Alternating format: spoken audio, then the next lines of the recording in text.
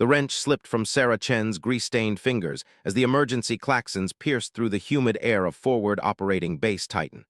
She cursed under her breath, wiping sweat from her forehead with the back of her hand, leaving another dark smear across her already dirty face. The massive fusion generator hummed beneath her hands, its quantum core requiring the delicate touch that only she seemed to possess on this god-forsaken planet. Kepler 442b wasn't supposed to be hostile territory. The initial surveys had shown a world ripe for terraforming, with vast mineral deposits and a breathable atmosphere. What the surveys hadn't shown were the Vractor, a species of insectoid aliens that had claimed this planet as their breeding ground for the past 1,000 years. Now, 3 months into what was supposed to be a peaceful colonization mission, Fob Titan had become humanity's most forward defensive position in a war nobody saw coming. Sarah had never wanted to be a soldier. When she'd enlisted in the Terran Colonial Marines, it was for the technical training and the promise of seeing new worlds. Her aptitude tests had marked her as exceptional with mechanical systems, quantum drives, and pretty much anything that required fixing. The recruiters had promised her a quiet posting maintaining equipment on some peaceful colony world. Instead, she found herself on the front lines of humanity's first interstellar war, keeping the base's critical systems running while battles raged overhead. The klaxons meant incoming aircraft, but something felt different this time.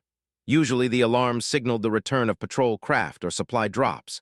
This alarm pattern was one Sarah had only heard in drills enemy contact, all personnel to battle stations. She grabbed her tool kit and scrambled out from beneath the generator housing, her mind racing through the base's defensive systems. If this was a real attack, every piece of equipment needed to be operating at peak efficiency. The first explosion rocked the base as Sarah emerged from the generator facility. In the distance, she could see streams of energy weapons fire lighting up the darkening sky. The Vractor moved like nothing humanity had ever encountered before. Their ships seemed to dance through the air with impossible agility, darting between the base's defensive turrets with deadly precision. She'd seen footage of their previous attacks, but witnessing it firsthand sent ice through her veins. Lieutenant Morrison came running past, shouting orders to a squad of Marines.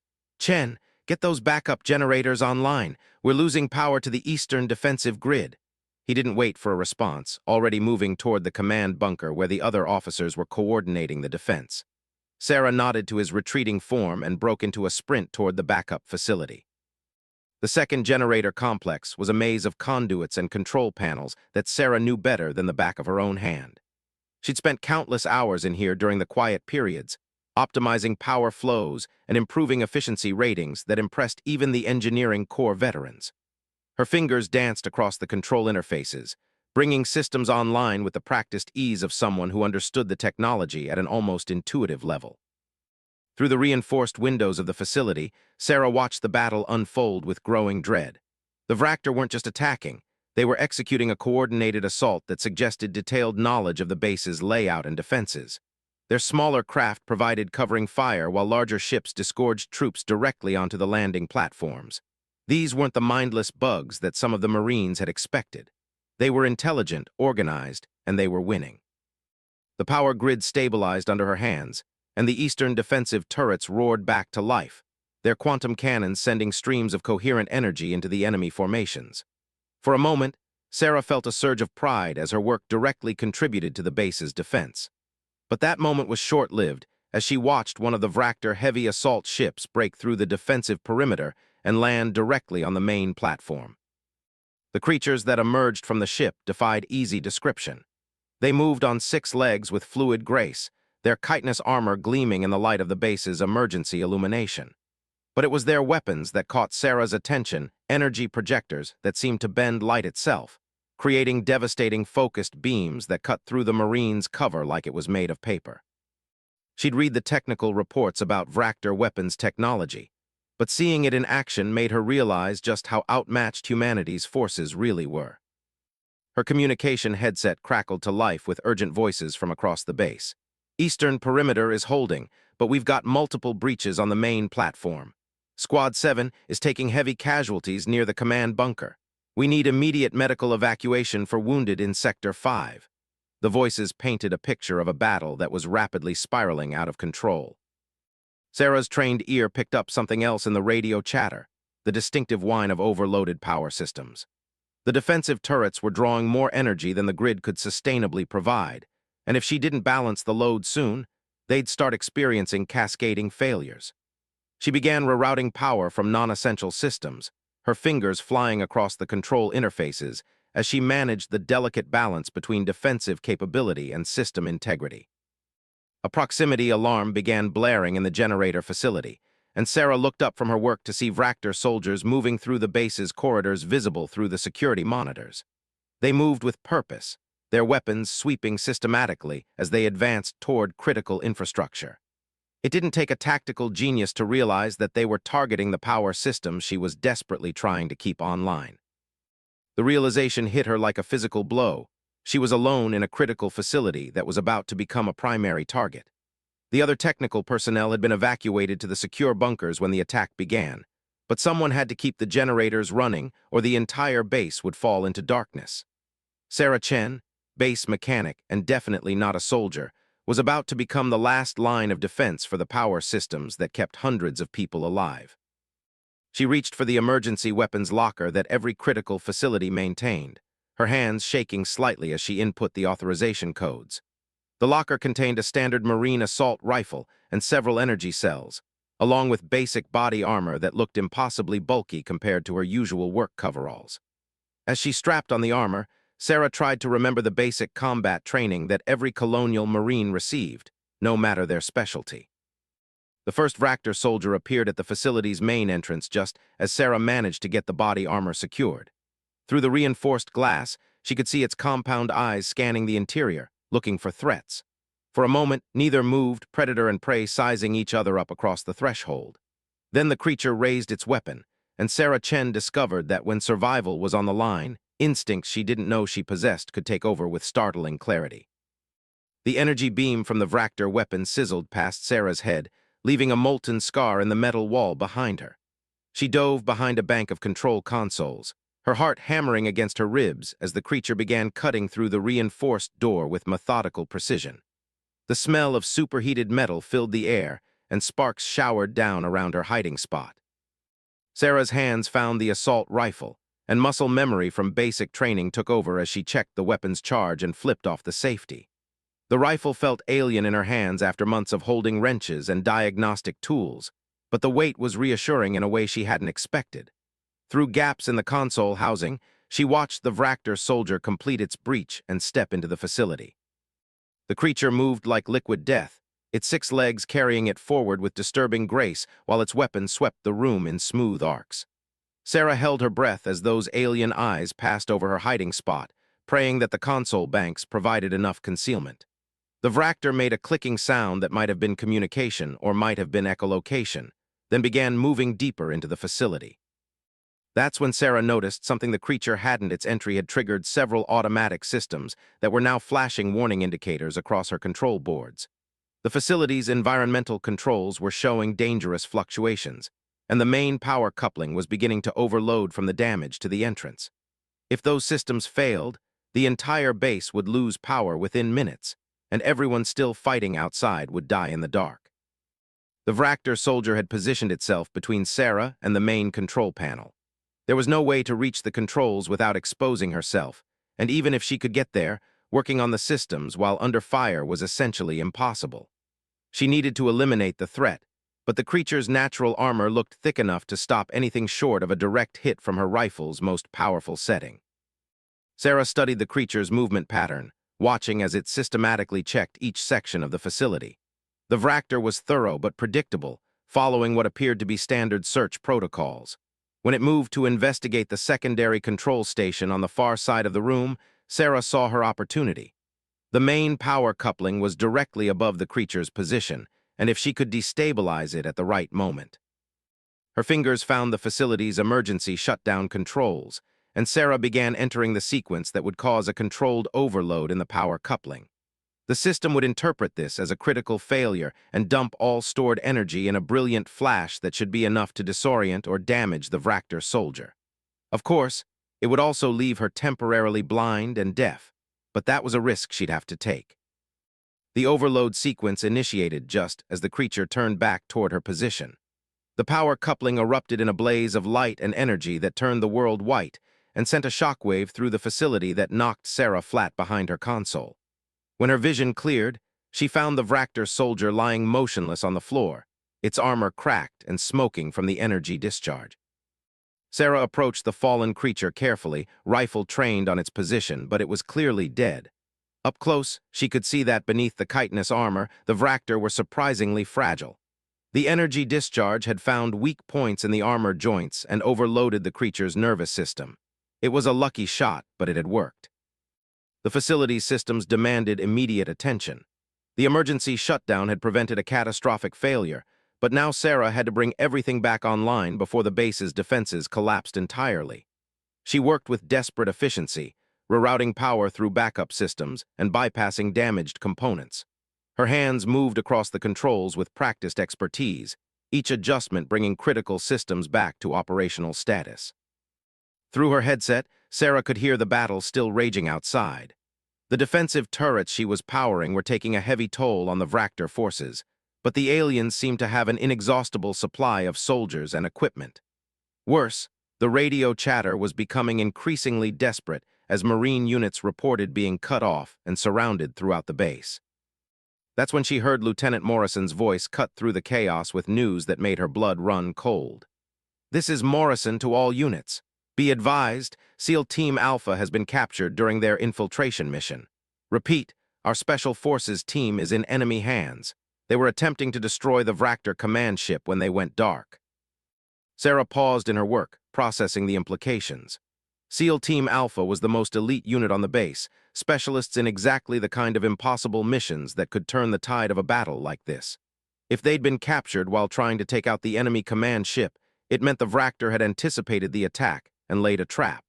It also meant that humanity's best hope for ending this assault was now in alien hands. The security monitors showed Vractor forces consolidating their positions throughout the base. They weren't just attacking randomly anymore. They were securing key positions and establishing defensive perimeters. This wasn't a raid or a probing attack. The aliens were here to stay, and they were using human prisoners as insurance against counterattack. Sarah brought the last of the critical systems back online and stood back to survey her work. The facility was operational, but barely. Several key components were operating at the edge of failure, and any additional stress could cause another cascade failure. She'd bought the base some time, but not much. Unless something changed dramatically, Fob Titan would fall within hours. The thought of surrender never crossed her mind. Sarah had read the intelligence reports about Vractor treatment of prisoners, and death was preferable to what awaited captured humans. But more than that, she couldn't shake the image of those SEAL operators somewhere in the alien-controlled sections of the base, probably being tortured for information, or worse. A new alarm began sounding, and Sarah checked the security monitors to see Vractor reinforcements landing on the main platform. These weren't the same soldiers she'd encountered before. They were larger, more heavily armed, and they moved with the confidence of veterans who'd fought this kind of battle many times before. The realization struck her that humanity wasn't just fighting for this base or this planet. They were fighting for their survival as a species. Sarah Chen had spent her entire adult life fixing things that were broken. Machines, systems, equipment that others had given up on. She had a gift for seeing solutions where others saw only problems. As she watched the Vractor forces spreading through the base like a virus, she began to see the current situation the same way. The enemy had superior numbers, better technology, and tactical advantage. But they also had weaknesses, and Sarah was starting to identify them. The Vractor relied heavily on their technology and their coordination. Their weapons were energy-based, which meant they drew power from central sources. Their communication systems allowed for the precise coordination she'd witnessed, but that also meant they were vulnerable to disruption. Most importantly, they'd taken prisoners, which meant they had established holding areas somewhere in the captured sections of the base. Sarah began pulling up schematics of the base's layout on her control systems, cross-referencing them with the security camera feeds that were still operational. The Vractor had captured the eastern sections, including the main barracks and command facilities. If they were holding prisoners, it would most likely be in the secure detention areas near the command bunker, where the existing infrastructure could be easily adapted for their purposes. The plan that began forming in Sarah's mind was insane by any reasonable standard. She was a mechanic, not a soldier. She had basic combat training and exactly 1 minute of actual fighting experience. The idea of mounting a one-woman rescue mission against an alien occupation force should have been immediately dismissed as suicidal fantasy. But Sarah had something the aliens didn't expect. She knew every inch of this base's infrastructure. Every conduit, every access tunnel, every backup system and emergency protocol.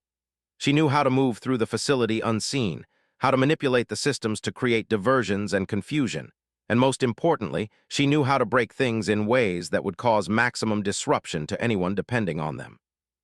She gathered additional weapons and equipment from the facility's emergency supplies, strapping energy cells and demolition charges to her armor with methodical precision. The plan was simple in concept, but would require perfect timing and a great deal of luck to execute. Sarah's first target was the base's water distribution system, a network of pipes and pumps that the Vractor were undoubtedly using to support their occupation force. She accessed the maintenance tunnels through a concealed hatch behind the power facility, dropping into a cramped space filled with conduits and mechanical systems that hummed with quiet efficiency.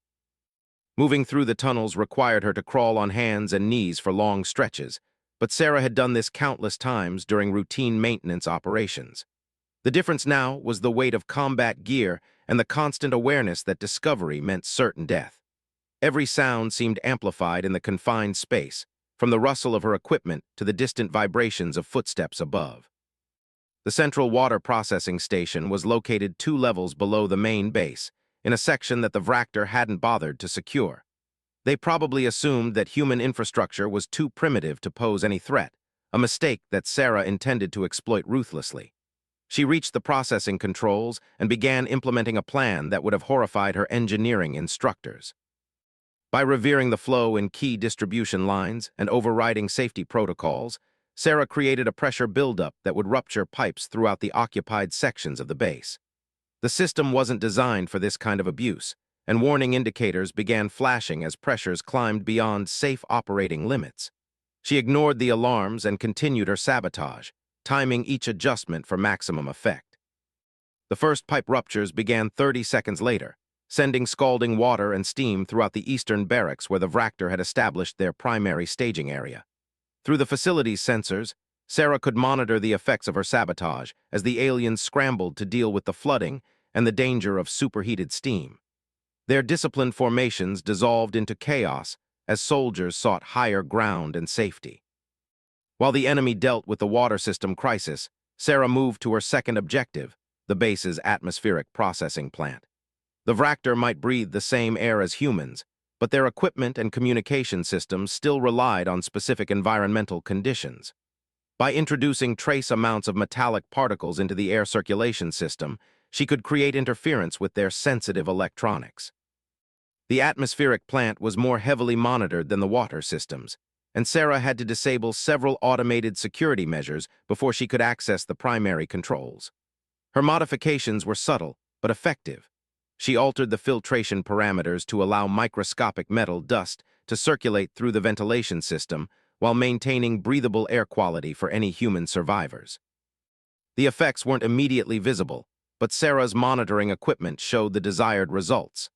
Vractor communication chatter increased significantly as their soldiers reported equipment malfunctions and sensor interference.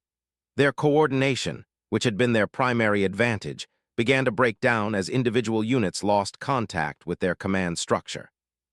Sarah's third target was more audacious, the base's gravity manipulation system.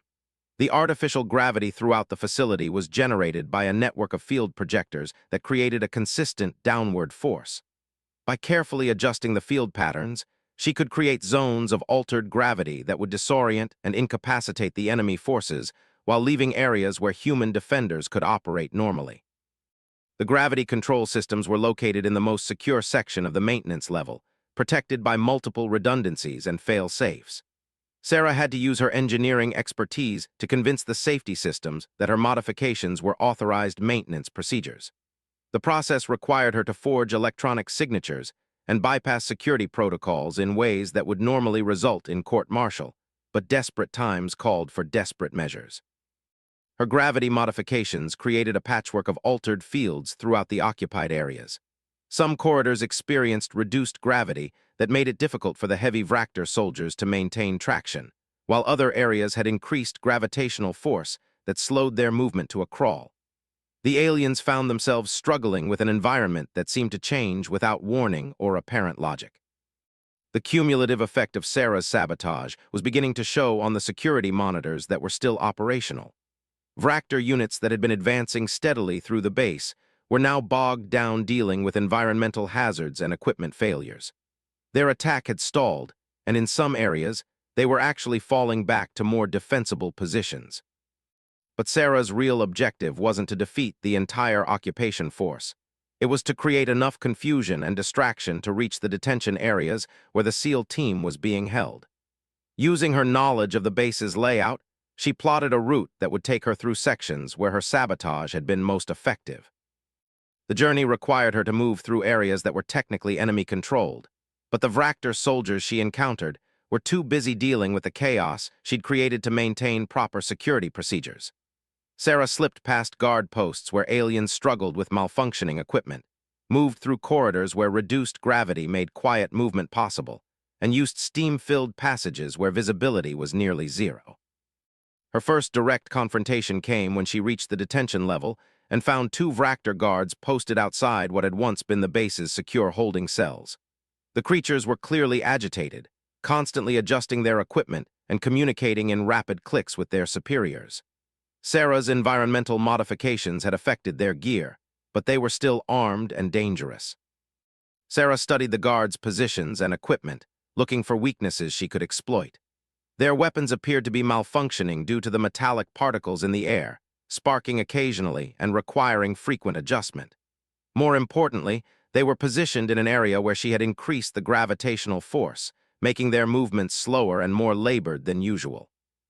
She attached a small explosive charge to a nearby conduit, timing the detonation to coincide with her attack. When the charge went off, it created a shower of sparks and debris that masked her approach, while the sound covered any noise she might make. The Vractor guards turned toward the explosion, their heavy movements making them easy targets for her rifle fire. The first guard fell immediately, Sarah's shots finding the weak points in its armor that she'd identified during her earlier encounter. The second guard managed to raise its weapon, but the increased gravity made its movements too slow to track her effectively. Sarah's second burst of fire dropped it before it could return effective fire. The detention area had been hastily converted from its original purpose, but it was clearly being used to hold prisoners. Sarah could hear human voices from behind the secured doors, including what sounded like military personnel calling out tactical information and status reports.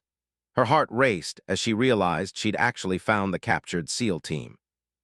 The cell doors used electronic locks that were tied into the base's security system, controls that Sarah had intimate knowledge of from her maintenance work.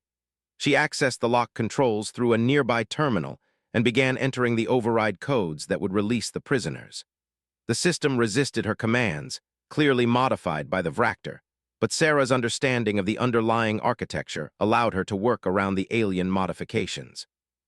The first door opened to reveal 3 members of SEAL Team Alpha, battered and bloodied but very much alive.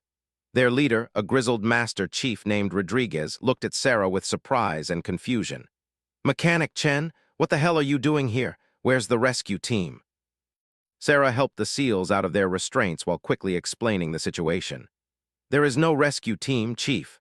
The base is overrun, and command has fallen back to defensive positions. I've been conducting sabotage operations to disrupt enemy coordination, but we need to move fast. More guards will be coming soon." Rodriguez's expression shifted from confusion to grim respect as he processed Sarah's words. "You did all this? The environmental chaos, the equipment failures, that was you?" When Sarah nodded, he continued. "Outstanding work, Chen. We observed significant degradation in enemy effectiveness during our captivity. Thought it might be some kind of orbital bombardment." The other SEAL team members were gathering weapons and equipment that had been stored in the detention area, including some advanced gear that Sarah had never seen before. Rodriguez handed her a compact device that looked like a cross between a communicator and a tactical computer. "This is a battlefield coordination system. It'll show you friendly positions and help coordinate our movements." Sarah activated the device and immediately saw how desperate their situation had become.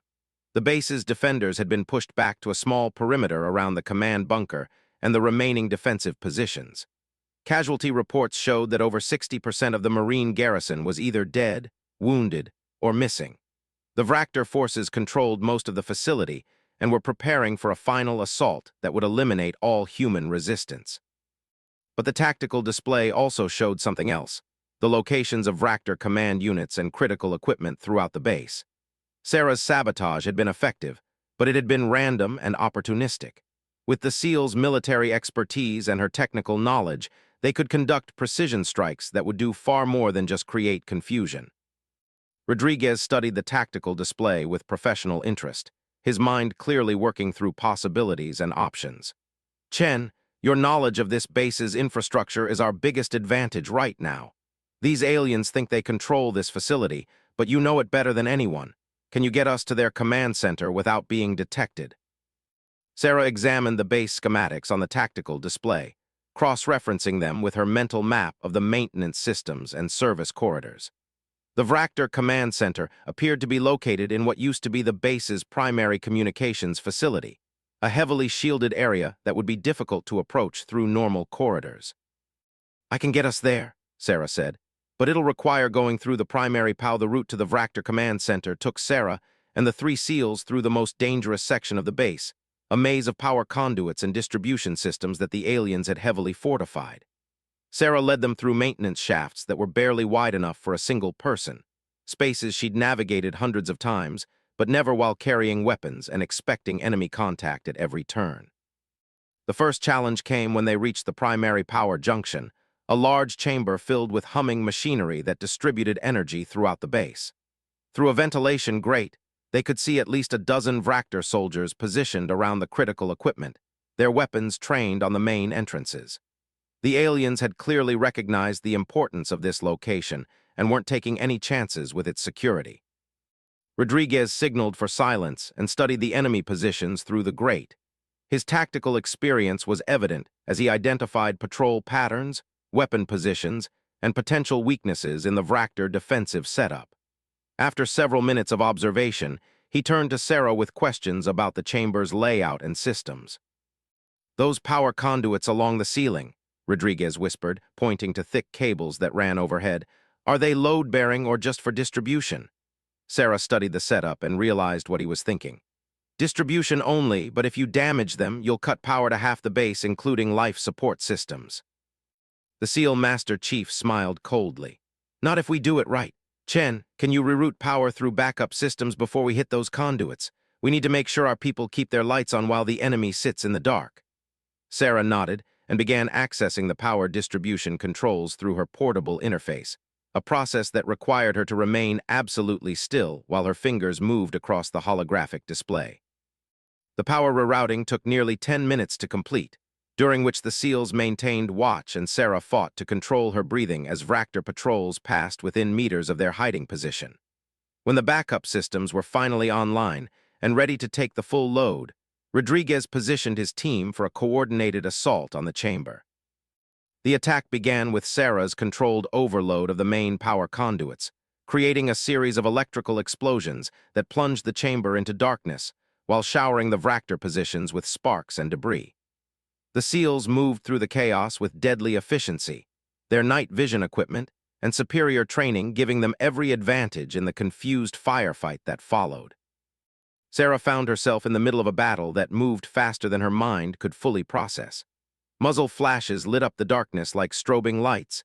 Energy beams from alien weapons created brilliant streaks across her vision, and the sound of gunfire was deafening in the enclosed space. She pressed herself against a bank of machinery and tried to stay out of the way while the professionals handled the fighting. The battle lasted less than 3 minutes, but it felt like hours to Sarah. When the shooting stopped, 12 Vractor soldiers lay dead throughout the chamber, and the SEALs were already moving to secure the area. Rodriguez called for a status report, and Sarah was amazed to learn that none of the human fighters had sustained serious injuries despite the intensity of the engagement.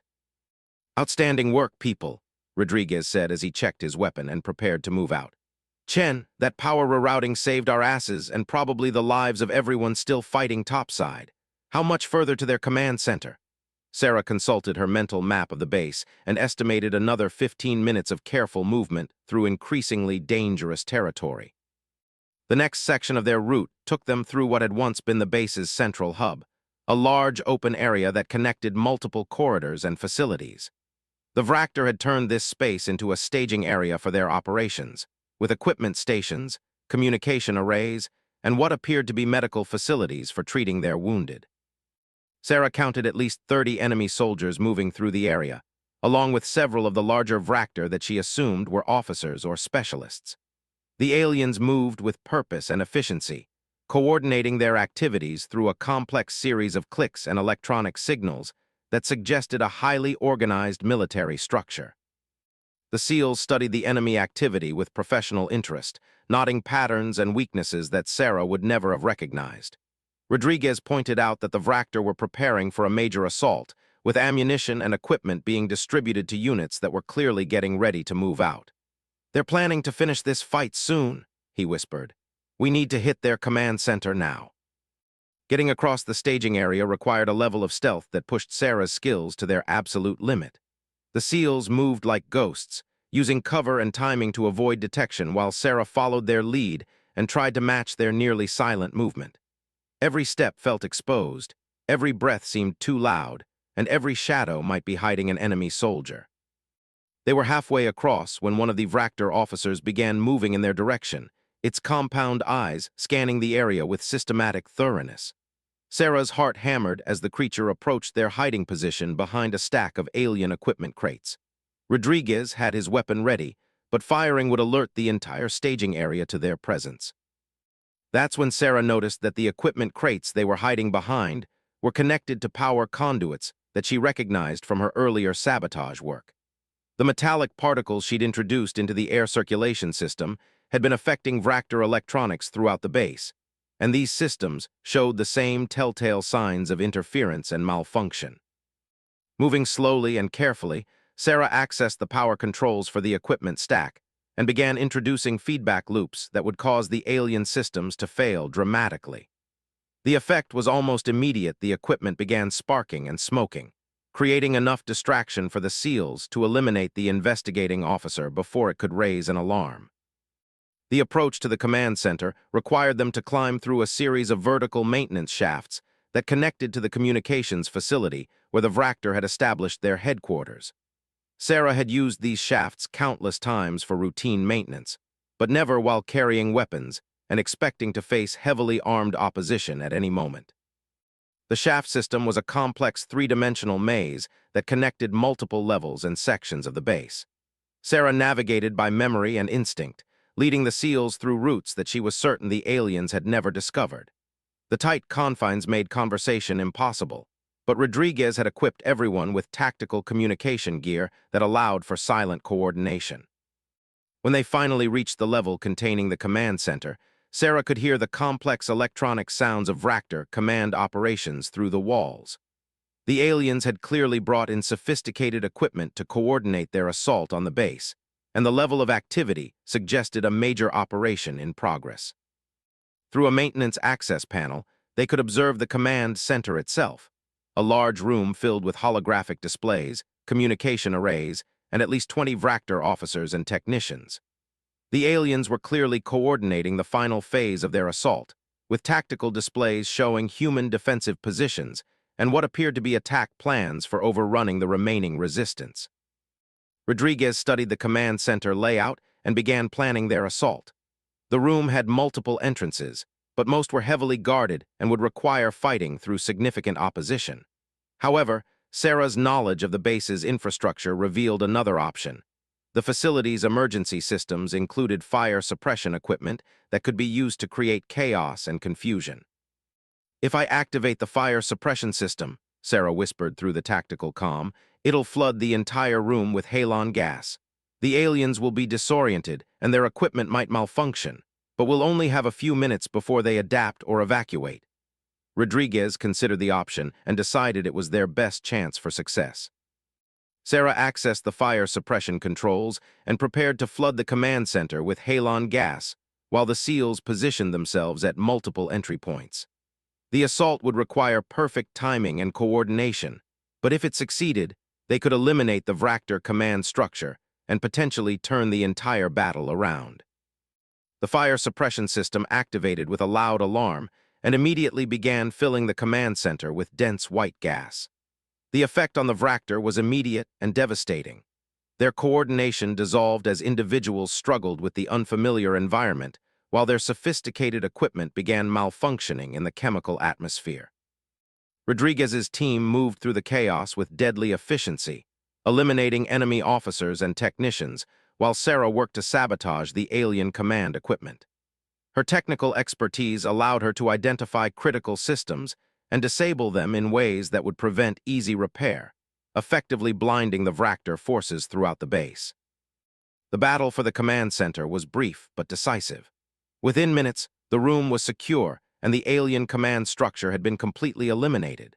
Sarah found herself standing among sophisticated alien technology that represented years of advanced research and development. The destruction of the Vractor command center created an immediate ripple effect throughout the base that Sarah could monitor through the alien tactical displays before they finally went dark. Enemy units that had been advancing in coordinated formations suddenly found themselves operating without central guidance, their movements becoming hesitant and disorganized as individual commanders tried to maintain their missions without broader tactical support.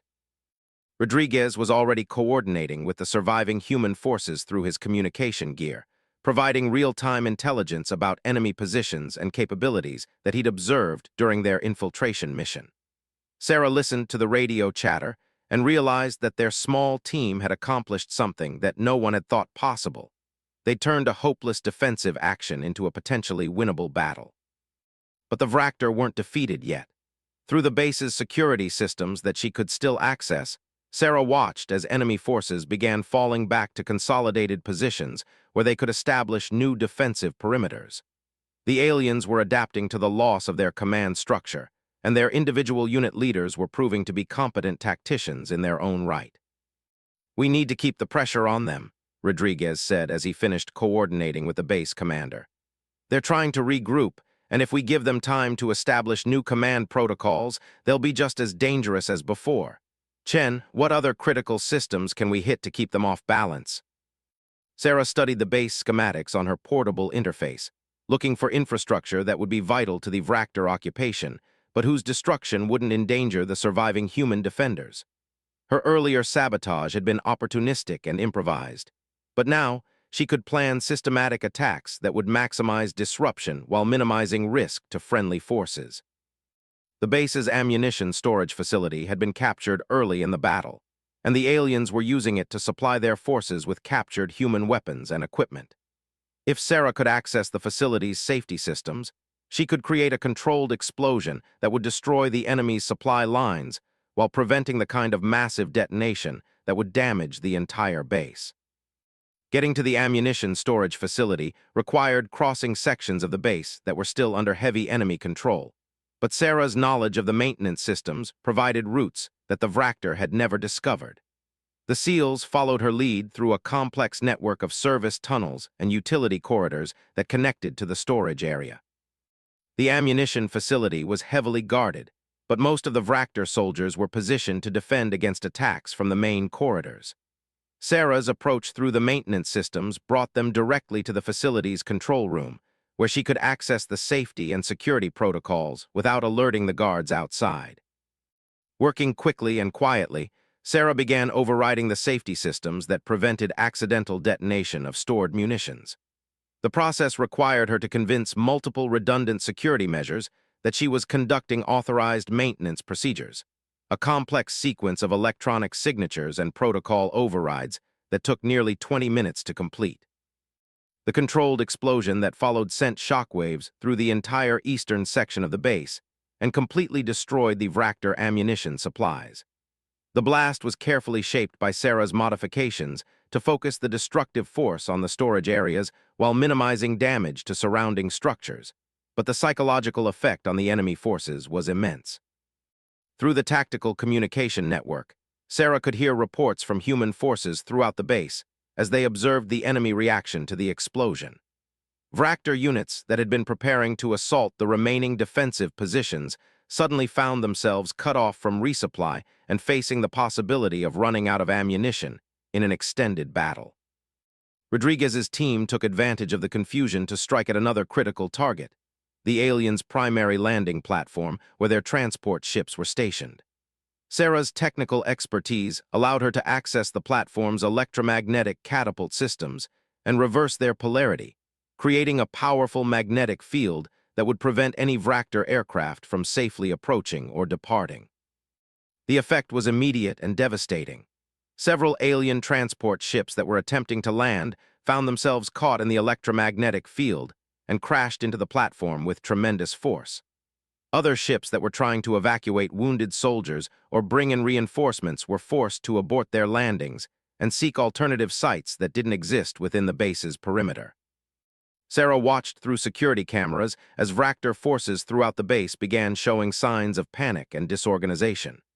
Cut off from resupply, unable to evacuate casualties, and facing continued sabotage of their equipment and systems, the alien soldiers were beginning to understand that their occupation was becoming untenable. But the most dramatic change came when human forces began their counterattack. No longer pinned down in defensive positions, Marine units advanced through corridors where Sarah's environmental modifications had created advantageous conditions. Reduced gravity allowed them to move quickly through areas where heavy Vractor soldiers struggled, while increased atmospheric pressure in other zones gave human weapons improved performance. The battle that followed was unlike anything in the military records of either species. Human forces, led by soldiers who had seemed doomed hours earlier, advanced through their own base using infrastructure modifications as tactical advantages. Sarah coordinated their movements from the captured command center, providing real-time intelligence about enemy positions and creating new environmental challenges for Vractor defenders. Rodriguez and his SEAL team spearheaded the advance, their expertise in close-quarters combat proving devastatingly effective against enemies who had been trained for different kinds of warfare. Sarah supported their movements by manipulating lighting, gravity, atmospheric conditions, and even sound levels to create confusion and tactical advantages. The turning point came when human forces recaptured the main defensive grid, and Sarah was able to bring the base's primary weapon systems back online under human control. The quantum cannons that had defended against the initial assault now turned inward, systematically eliminating Vractor positions throughout the facility with precision fire that Sarah coordinated from her position in the command center. Faced with impossible tactical conditions and cut off from external support, the surviving Vractor forces began attempting to surrender. The concept was apparently difficult for them to communicate, but their actions made their intentions clear as they laid down their weapons and emerged from cover with their manipulator appendages raised in what appeared to be a universal gesture of submission. The final count showed results that no one could have predicted when the battle began. Over 50 Vractor soldiers had been killed or captured, their advanced equipment destroyed or rendered inoperable, and their occupation force completely eliminated. Human casualties were far lower than anyone had expected, with most of the defending forces surviving to see the base secured once again.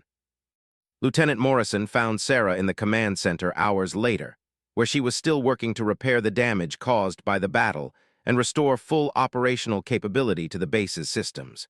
He looked at her with an expression that mixed exhaustion, relief, and something approaching awe.